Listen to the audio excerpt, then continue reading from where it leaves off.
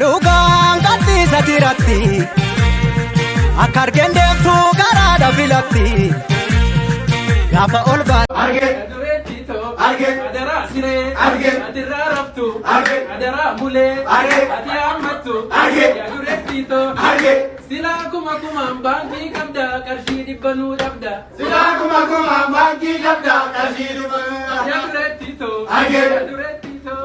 yadurettito namni nuu kennee amma mungaa kunoo amma nagaa adara rabbii amma mungaa kunoo amma nagaa waa kuttuu godogottuu saanii eessuma jirti kunoo asana jirti kunoo asana jirti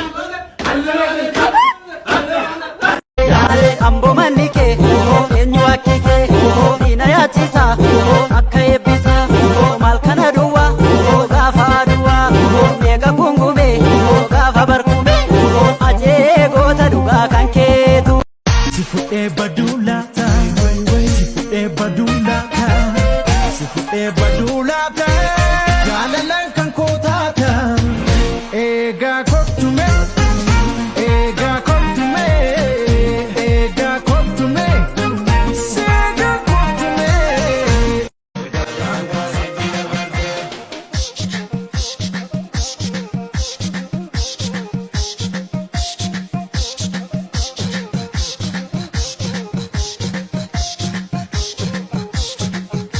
Adira elanu warti amargera sirbitunu mati amargera sirbitunu marti defatu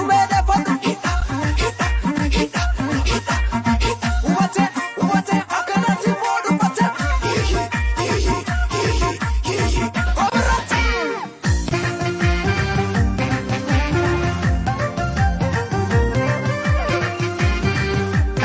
Finfinneen magaalaa guddoo Oromiyaa dachi Oromooti kana namni beekuu qaba. Kana saalfachuun qabna. Akkuma Maqaleen kan Tigraay taate, akkuma Bahar Daar kan Amaaraa taate, Finfinneen kan Oromooti. Biyyi kun lafti kun dachiin Oromiyaa yoo Oromoodhaaf hin taatu taate abadan alagaadhaaf hin taatu gana quba qabaadha. Waa'ee Finfinnee yeroo gaafattu atiin qaanfattuu mataan kan kee Masiraachi. Qaama keerraa miilli kun keetii garaan kun keetii mataan kun keetii ijji kun kan eenyuuti jettee miti kan gaafattaati. Qaama namarraa namni qaama namaa miila kan koo ta'uu argaa, duyda koo ta'uu argaa, mataan koo ta'uu argaa ijji na gaafatu nagaadhaan jedhu ofuma isaatiif wallaa namuu qaban jedha nagaa. Finfinneen eenyuuti ana baluuti maal jedhamu kun isa maaloo Finfinneen Oromooti kun gaaffii hin qabu irrattuu deebisuun hin barbaachisu. Adira elanu warti amargera sirbitunu mati amargera sirbitunu marti defatu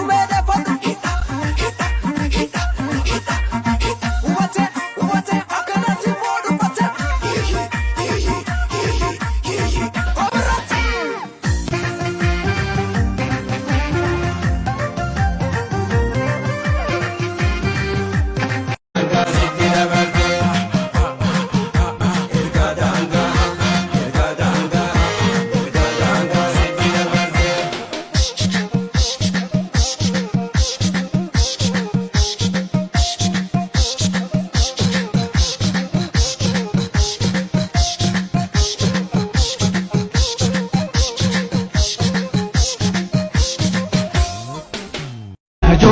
Ajolle, inole,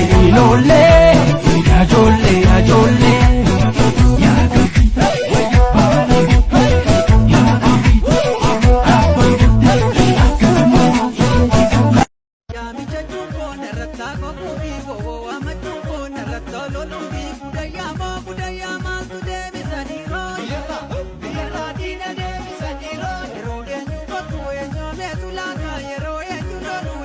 Ajolle, inole, ajolle.